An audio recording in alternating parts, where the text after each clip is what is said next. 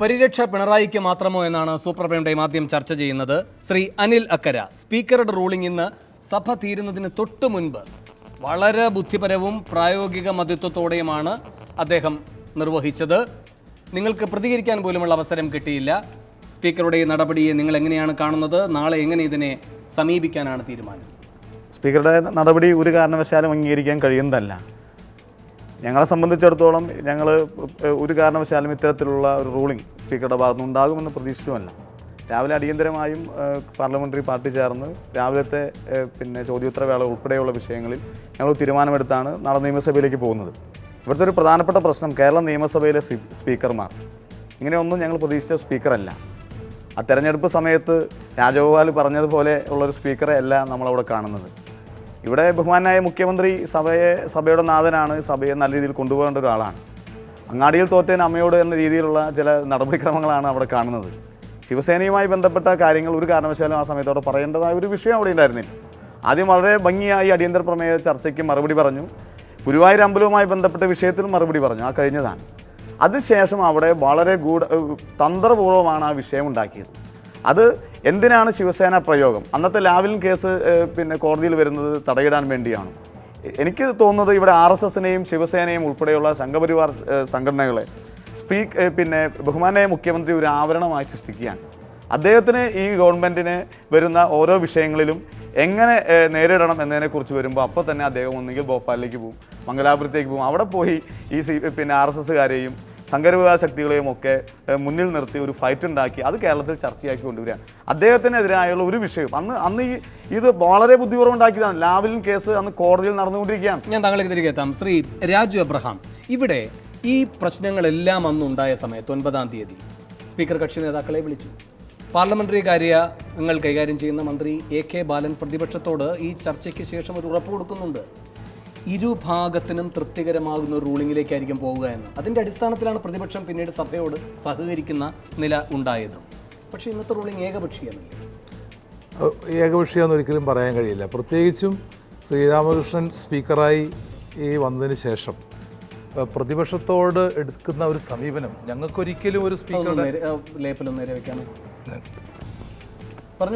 ഞങ്ങൾക്കൊരിക്കലും ഒരു സ്പീക്കറുടെ ഭാഗത്തു നിന്നും ഇത്രയും അയഞ്ഞൊരു സമീപനം ഞങ്ങൾക്ക് ഒരിക്കലും കാണാൻ കഴിഞ്ഞിട്ടില്ല. വളരെ ലളിതമായി ഉള്ളൊരു സമീപനമാണ് ഇപ്പോഴത്തെ പ്രതിപക്ഷത്തിനോട് ഇപ്പോഴത്തെ സ്പീക്കർ സ്വീകരിച്ചിരിക്കുന്നത്. ഞങ്ങളുടെ VS അച്യുതാനന്ദൻ പോലും പ്രതിപക്ഷ നേതാവായി എഴുന്നേറ്റ സന്ദർഭങ്ങളിൽ പോലും പലപ്പോഴും മൈക്ക് കൊടുത്തിട്ടില്ല. അങ്ങനെയുള്ള ദുരനുഭവങ്ങളിലൂടെയാണ് ഞങ്ങൾ ഇപ്പം ഭരണകക്ഷിയായിട്ടുള്ളത്. അത് വെച്ച് നോക്കുമ്പോൾ പ്രതിപക്ഷ നേതാവിന് മാത്രമല്ല ഏറ്റവും പിൻബെഞ്ചിലിരിക്കുന്ന ആളുകൾക്ക് പോലും മൈക്ക് കൊടുക്കുന്ന ഒരു അനുഭവം വളരെ അത്ഭുതത്തോടെയാണ് ഞങ്ങൾ ഭരണകക്ഷി അംഗങ്ങൾ കാണുന്നത്. അപ്പോൾ ആ സ്പീക്കറെ സംബന്ധിച്ചിടത്തോളം ഈ നിലയിൽ നമുക്ക് ഒരു പക്ഷത്തിൻ്റെ ആളാണ് എന്ന് പറയുന്നത് ഒട്ടും തന്നെ ശരിയാവില്ല. പ്രധാനമായും ഇന്നത്തെ റൂളിങ്ങുമായി ബന്ധപ്പെട്ട് ഇവിടെ രണ്ട് പ്രശ്നം നമ്മൾ പലതവണ ചർച്ച ചെയ്ത പ്രശ്നമാണ്. ഒന്ന്, പ്രതിപക്ഷ നേതാവ് രമേശ് ചെന്നിത്തല വളരെ ഡയറക്റ്റായിട്ടാണ് അബ്ദുൽ ഖാദറിനെ സംബന്ധിച്ചൊരു പരാമർശം നടത്തിയത്. അതെല്ലാവരും കേട്ടതാണ്. അത് ആ വാചകത്തിലൊക്കെ ഒരു ട്വിസ്റ്റിങ്ങൊക്കെ ഉണ്ടായിട്ടുണ്ട്. പക്ഷേ അവിടെ പ്രസാദം ഊട്ടുന്നിടത്ത് അബ്ദുൽ ഖാദറിന് എന്ത് കാര്യം എന്ന് ചോദിക്കുമ്പോൾ അങ്ങനെ ചോദിച്ചിട്ടില്ല എന്നാണ് രമേശ് പറയുന്നത്. അങ്ങനെ എല്ലാവരും കേട്ടതല്ലേ, എല്ലാവരും കേട്ടതാണല്ലോ. അല്ല, അങ്ങനെയെങ്കിൽ പിന്നെ അവർ തന്നെ പറയുന്നത് അങ്ങനെയാണെങ്കിൽ MLA-മാര് കേട്ടതാണ്, അവിടുത്തെ പത്രമാധ്യമ സുഹൃത്തുക്കൾ എല്ലാവരും കേട്ടതാണ്. അങ്ങനെയാണെങ്കിൽ ചെയ്യാമായിരുന്നു. പ്രതിപക്ഷ നേതാവിന്റെ ഒരു വാക്ക് നീക്കം ചെയ്യുമ്പോൾ ബഹുമാനായ പ്രതിപക്ഷ നേതാവ് എന്താണ് പറഞ്ഞത് എന്ന് കേട്ടിരുന്ന് ചെയ്യാമായിരുന്നു. ഇവിടെ പണ്ട് നമ്മുടെ നിയമസഭയിൽ ഇത്തരത്തിലുള്ള വിഷയങ്ങൾ വരുമ്പോൾ നമ്മൾ ചർച്ച ചെയ്യും. അത് കേട്ട് ഞാൻ പറഞ്ഞ കാര്യങ്ങൾ എന്താണെന്ന് മനസ്സിലാക്കാനുള്ള ഒരു സംവിധാനം അവിടെയുണ്ട്. അത് നടന്നില്ലല്ലോ, അത് നടന്നില്ല. എന്താണ് ചോദ്യം എന്ന് പറയുന്നത് അതിന് വളരെ ദൂരവ്യാപകമായ രാജേട്ടൊന്ന് പറഞ്ഞു, എന്താ അബ്ദുൽ ഖാദറിനോട് പ്രതിപക്ഷ നേതാവ് പറഞ്ഞു? പ്രതിപക്ഷ നേതാവ് പറഞ്ഞ എല്ലാവരും കേട്ടല്ലോ. അല്ല, ഒന്ന് പറഞ്ഞു, എന്താ പറഞ്ഞു? ഗുരുവായൂർ പ്രസാദ് കൂട്ടുന്നിടത്ത് അബ്ദുൽ ഖാദറിന് എന്ത് കാര്യം? അങ്ങനെയല്ല പറഞ്ഞു. ഞാൻ പറയാം, വളരെ ക്ലിയർ. ഗുരുവായൂർ പ്രസാദ് അല്ല, അവിടെ നമുക്ക് നിയമസഭയിൽ നോക്കാം. ഗുരുവായൂർ ഗുരുവായൂർ അമ്പലത്തിലേക്ക് പോകുന്ന ഒരു മിനിറ്റ് ഞാൻ പറയട്ടെ, ഗുരുവായൂർ അമ്പലത്തിലേക്ക് പോകുന്ന വണ്ടികൾ തടയുന്ന ആളുകൾക്ക് സംരക്ഷണം കൊടുക്കേണ്ട കാര്യമുണ്ടോ അബ്ദുൽ ഖാദർ എന്നാണ് ചോദിച്ചത്. അങ്ങനൊന്നും അല്ലല്ലോ, അങ്ങനെയാണ് വളരെ ക്ലിയർ ആയിട്ട് നോക്കാം. എന്തിനാ അവിടെ തർക്കിക്കുന്നത്? അവിടെ രേഖയുണ്ടല്ലോ, നീക്കം ചെയ്താണെങ്കിലും രേഖ അവിടെ കിടക്കുകയാണ്. അവിടുത്തെ നമ്മുടെ മാധ്യമ സുഹൃത്തുക്കൾ മുഴുവൻ കേട്ടോണ്ടാ ഗാലറിയിൽ ഇരിക്കുകയാണ്, ഉദ്യോഗസ്ഥന്മാർ മുഴുവൻ കേട്ടതാണ്, നിങ്ങൾ മാത്രം കേട്ടില്ല എന്ന് പറയുന്നത് വളരെ കഷ്ടമാണ്. അതുകൊണ്ടാണ് ശ്രീ വേണു, അതുകൊണ്ടാണ് ഇതിന്റെ ആ വാചകത്തിന്റെ ഗുരുതരാവസ്ഥ. കാരണം ഒരു ജനപ്രതിനിധി എന്ന് പറഞ്ഞു കഴിഞ്ഞാൽ അവൻ ഹിന്ദു ആണോ മുസ്ലിം ആണോ ക്രിസ്ത്യനാണോ, അവരുടെ നിയോജക മണ്ഡലങ്ങളിൽ അവർ പ്രതിദാനം ചെയ്യുന്ന സ്ഥലങ്ങളിൽ എവിടെയും അവർ പോകും. കാരണം അത് ഗവൺമെന്റ് അല്ലെങ്കിൽ ഒരു അഡ്മിനിസ്ട്രേഷന്റെ ഭാഗമാണ്. അങ്ങനെയുള്ള ഒരു MLA-യോട് ഒരു മതേതര പാർട്ടിയുടെ നേതാവ് അത്തരത്തിൽ ചോദിക്കുക എന്ന് പറഞ്ഞു കഴിഞ്ഞാൽ ഒരുപക്ഷെ കേരളത്തിൽ ആദ്യമായിട്ട് രമേശ് ചെന്നിത്തല അങ്ങനെ ഒരു തെറ്റ് ചെയ്തു എന്നിരിക്കട്ടെ, സഭാ അധ്യക്ഷൻ അത് എക്സ്പഞ്ച് ചെയ്യുന്നു, രേഖകളിൽ നിന്നത് നീക്കുന്നു എന്ന് വെച്ചാൽ, അല്ലെങ്കിൽ തന്നെ ഈ സ്പീക്കറുമായുള്ള ചില മറ്റ് പരിപാടികളിൽ പങ്കെടുത്തുകൊണ്ട് പത്രമേധാവിമാർ പറഞ്ഞൊരു കാര്യമുണ്ട്, ഈ പരാമർശങ്ങൾ പലതും ദൃശ്യമാധ്യമങ്ങളിൽ വരാറുണ്ട്, അത് കഴിഞ്ഞാണ് എക്സ്പെൻഡ് ചെയ്യുന്നത്. അപ്പോൾ പിന്നെ അച്ചടി മാധ്യമങ്ങളിൽ അത് കൊടുക്കാനും കഴിയാതെ വരും. അപ്പോൾ ഇത് പൊതുവായി എവിടെയും വരരുത് എന്ന നിലയിൽ ഒന്ന് പരിശോധിക്കേണ്ടതുണ്ട്, അല്ലെങ്കിൽ മറ്റു പോംവഴികൾ തേടേണ്ടതുണ്ട് എന്ന് പറയുകയുണ്ടായി. ഞാൻ ചോദിക്കുന്നത്, എക്സ്പെൻഡ് ചെയ്തു, അന്ന് ടെലിവിഷൻ ചാനലുകൾക്ക് പോലും അത് കിട്ടിയില്ല. പിറ്റേ ദിവസത്തെ ദേശാഭിമാനിയുടെ ലീഡ് എന്തായിരുന്നു ശ്രീ രാജു അബ്രഹാം? തീർച്ചയായിട്ടും ഈ കുഴപ്പങ്ങളെല്ലാം ഉണ്ടാകും എന്ന ഒരു പരിരക്ഷയാണ്, അത് സമൂഹത്തിലേക്ക് തെറ്റായ സന്ദേശം നൽകിക്കൊണ്ട് പോകരുത് എന്ന ജാഗ്രതയാണ് ഈ പാർട്ടിയുടെ സ്പീക്കറായ ശ്രീരാമകൃഷ്ണൻ അവിടെ നിർവഹിച്ചത് എങ്കിൽ, ഈ പാർട്ടിയുടെ മുഖപത്രം പിറ്റേ ദിവസം എന്താണ് ചെയ്തത്? ഈ മുഖപത്രം അതിൻ്റെ മുഖപ്രസംഗം എഴുതിയത് എങ്ങനെയാണ്? ഈ പത്രം എത്ര തരത്തിലുള്ള വാർത്തകളാണ് അതിൽ കൊടുത്തത്? അതിനെങ്ങനെ ന്യായീകരിക്കാൻ കഴിയും? അത് ഞാൻ ന്യായീകരിച്ചില്ലല്ലോ. തീർച്ചയായിട്ടും അത് പരിശോധിക്കപ്പെടേണ്ട പ്രശ്നമാണ്. കാരണം പത്രാധിപന്മാരുടെ യോഗത്തിൽ അങ്ങനെ ഒരു ധാരണയുണ്ടായിട്ടുണ്ട്. പ്രത്യേകിച്ച് സ്പീക്കർ സന്ദർഭോചിതമായി ഉയർന്ന് അതൊരു വിഷയമാക്കി അല്ലെങ്കിൽ അതിനെ ഒരു വലിയ വളർത്താനോ അല്ലെന്നുണ്ടെങ്കിൽ ഞങ്ങൾ നോക്കിയിട്ടില്ല. പ്രത്യേകിച്ചും സ്പീക്കർ അക്കാര്യത്തിൽ എടുത്തൊരു സമീപനം ആ സെക്കൻഡിൽ തന്നെ അത് കേട്ട പാടെ തന്നെ അത് ഒരു നിമിഷം ശ്രീ സണ്ണിക്കുട്ടി അബ്രഹാം, അങ്ങ് സഭാതലം എത്രയോ കാലം മാതൃഭൂമിക്ക് വേണ്ടി കൈകാര്യം ചെയ്ത വ്യക്തിയാണ്. ഇവിടെതാ ഈ റൂളിംഗിൽ ശ്രീരാമകൃഷ്ണൻ പറയുകയാണ്, പ്രതിപക്ഷ നേതാവിന്റെ വാചകം നീക്കം ചെയ്തതുമായി ബന്ധപ്പെട്ട് ഇതിനെ താരതമ്യം ചെയ്യുന്നതിൽ യുക്തിരാഹിത്യമുണ്ട്. നമുക്കതിലേക്ക് വരാം, വാടക പ്രയോഗത്തിലേക്ക്.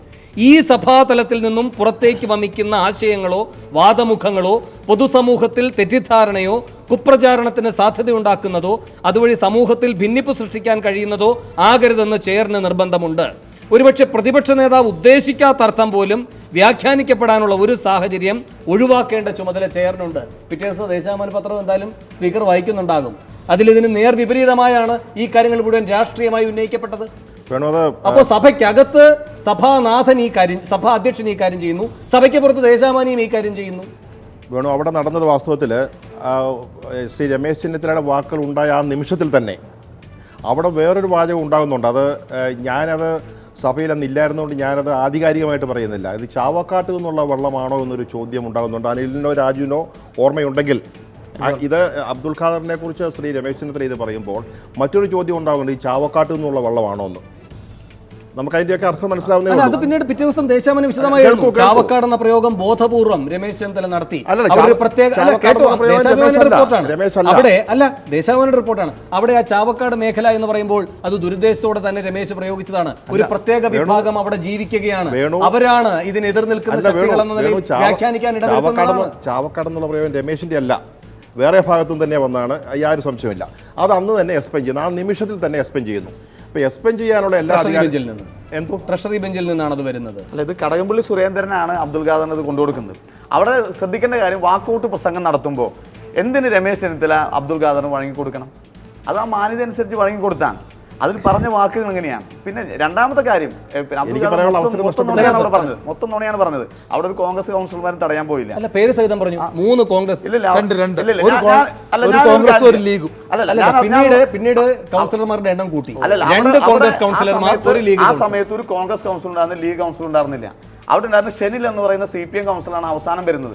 അവിടെ ആക്ഷൻ കമ്മിറ്റിയുടെ നേതൃത്വത്തിലാണ് തടുക്കുന്നത്. CPM ആണ് ആക്ഷൻ കമ്മിറ്റിയുടെ പിന്നിൽ. അവിടെ തെക്കിക്കാട് പഞ്ചായത്തിലെ മുഴുവൻ ആളുകളും ആ ഗുരുവായൂർ ദേവസ്വം ബോർഡ് പ്രസിഡന്റ് പീതാംബരക്കുറുപ്പ് അതിനെ നിഷേധിച്ചില്ലല്ലോ. ഞാൻ പറഞ്ഞു വരുന്നത്, അത് മുരളി പെരുന്നെല്ലിയുടെ മണ്ഡലം കൂടിയായിരുന്നു. അബ്ദുൽ ഖാദറിന്റെ മണ്ഡലത്തിലല്ലേ നടക്കുന്നത്. അത്രയും മാന്യത രമേശ് അവിടെ കാട്ടി. എന്നിട്ട് അതിനെ തിരിച്ച് കടകംപള്ളി പോയി എഴുതി കൊടുത്തിട്ടാണ് ഇത് ഇങ്ങനെ വരുന്നത്. വളരെ ആസൂത്രിതമായിട്ടാണ് ഇത്. ഞാൻ പറഞ്ഞത് ഞാൻ ഈ പറഞ്ഞ വാചകം രേഖകളിൽ നിന്ന് ആരും എക്സ്പ്ലെയിൻ ചെയ്തിട്ടില്ല. രേഖയിൽ തന്നെ കിടപ്പുണ്ട്. അനിലിനോ രാജുവിനോ നാളെ അത് ചാവക്കാട് നിന്നാണോ വെള്ളം വരുന്നോളൂ ആരാ ചോദിച്ചെന്നുള്ളത് നിങ്ങൾ അന്വേഷിച്ചു. ഞാൻ പറയുന്നില്ല. ട്രഷറി ബെഞ്ചിൽ നിന്നാണോ ഭരണപക്ഷത്ത് നിന്ന് തന്നെ. ഭരണപക്ഷത്ത് നിന്ന് പറയുമ്പോൾ കിട്ടിയിട്ടില്ല, കൊടുത്തിട്ടില്ല. അല്ല, ഞാനിത് കഴിഞ്ഞിട്ട് പറയാം. അങ്ങനെ ഒരു വാചകം അവിടെ ഉണ്ടാകുന്നുണ്ട്. അപ്പോൾ അവിടുന്ന് അത് എക്സ്പ്ലെയിൻ ചെയ്യുന്നു. എക്സ്പ്ലെയിൻ ചെയ്ത് ദേശാഭിമാനിയിൽ വന്നു, പ്രസംഗം വരുന്നു. അത് മാത്രമല്ല, ശ്രീ അബ്ദുൽ ഖാദർ തന്നെ ഇതേ വാചകം നിയമസഭയിൽ വീണ്ടും വീണ്ടും ആവർത്തിച്ചിട്ടുണ്ട്. അതായത് സ്പീക്കർ എക്സ്പ്ലെയിൻ ചെയ്തൊരു കാര്യമാണ്, ആരോടും ചോദിക്കാതെ. സാറിന് എക്സ്പ്ലെയിൻ ചെയ്യുന്നത് എങ്ങനെയാണ്? സാറിന് വെറുതെ വേണമെങ്കിൽ സ്പീക്കർക്ക് സ്യൂമോട്ടോ നടപടിയെടുക്കാം, അല്ലെങ്കിൽ ആരെങ്കിലും ഒരാൾ ചൂണ്ടിക്കാണിച്ചാലാണ് നടപടിയെടുക്കുക. അപ്പോൾ എന്നിട്ട് അത് പിൻവലിക്കാൻ ആവശ്യപ്പെടും, എന്നിട്ട് മാപ്പ് പറയാൻ ആവശ്യപ്പെടാം. ഇതൊക്കെ ശേഷമാണ് വാസ്തവത്തിൽ ഒരു എക്സ്പ്ലെയിൻ ചെയ്യുന്ന അല്ലെങ്കിൽ രേഖകൾ നീക്കം ചെയ്യുന്ന ഒരു രീതി സാധാരണഗതിയിൽ ഉണ്ടാകുന്നത്. പണ്ട് സെൻട്രൽ ലെജിസ്ലേച്ചറിൻ്റെ കാലത്ത് ലോക്സഭ ഉണ്ടാകുന്നതിന് മുമ്പ് ഇത് ഒരു പ്രമേയത്തിലൂടെ പിന്നെ എക്സ്പ്ലെയിൻ ചെയ്യാൻ പാടുള്ളായിരുന്നു. അതിൽ നിന്നൊക്കെ ഒത്തിരി മാറി ഇപ്പം സ്പീക്കർമാർ കൂടുതൽ അധികാരങ്ങളോ അല്ലെങ്കിൽ സൗകര്യങ്ങളോ കിട്ടിയിരിക്കുന്നു. അപ്പോൾ ഇതിന് ശേഷം ഇന്ന് ശ്രീ ദേവസി എന്ന് പറയുന്ന ഒരു MLA ഇത് വീണ്ടും ഇവിടെ ആവർത്തിച്ചിട്ടുണ്ട് നിയമസഭയിൽ. കാരണം എന്തുകൊണ്ടാണ് നിയമസഭയിൽ നിന്ന് പുറത്തേക്ക് വമിക്കുന്ന ആശയങ്ങളോ അല്ലെങ്കിൽ അഭിപ്രായങ്ങളോ അതൊരു സമൂഹത്തിൽ സംഘർഷമോ ചേരിതിരിവോ ഉണ്ടാകാതിരിക്കാൻ വേണ്ടി എക്സ്പ്ലെയിൻ ചെയ്യുന്നത്. ഞാൻ ആ എക്സ്പ്ലെയിൻ ചെയ്തതിനോടൊന്നും എനിക്ക് ഒരു അഭിപ്രായ വ്യത്യാസമൊന്നുമില്ല. അത് സ്പീക്കറുടെ മാത്രം അധികാരപ്പെട്ട ഒരു കാര്യമാണ്. ഇപ്പോൾ നേരത്തെ വേണു ചോദിച്ചു, നിങ്ങൾക്ക് എന്തെങ്കിലും പ്രതികരിക്കുന്നതിന് മുമ്പ് തന്നെ അത് അവിടെ അവസാനമാണ് പറഞ്ഞുള്ളത്. പ്രതികരിക്കാൻ പറ്റില്ല വേണു. ഇപ്പോൾ നിങ്ങളിവിടെ നാളെ നിയമസഭാ കക്ഷി യോഗം കൂടി നിങ്ങൾക്ക് ഒന്നും ചെയ്യാൻ പറ്റത്തില്ല. കാരണം ഇത് സ്പീക്കറുടെ മാത്രം അധികാരമാണ്. ചെയ്യുന്നുള്ളതല്ല ഞാൻ പറഞ്ഞത്. ഞാൻ അതിനെ കുറിച്ചല്ല പറഞ്ഞത്. നാളെ അവർ ചെയ്യാൻ പോകുന്നത് അങ്ങ് പൂർത്തിയാക്കിയുള്ള അവസരവും തരാം. നാളെ ചെയ്യാൻ പോകുന്നത് ഈ അധികാരത്തെ വെല്ലുവിളിച്ചുകൊണ്ടുള്ളൊരു കാര്യവുമല്ല. ശ്രീരാം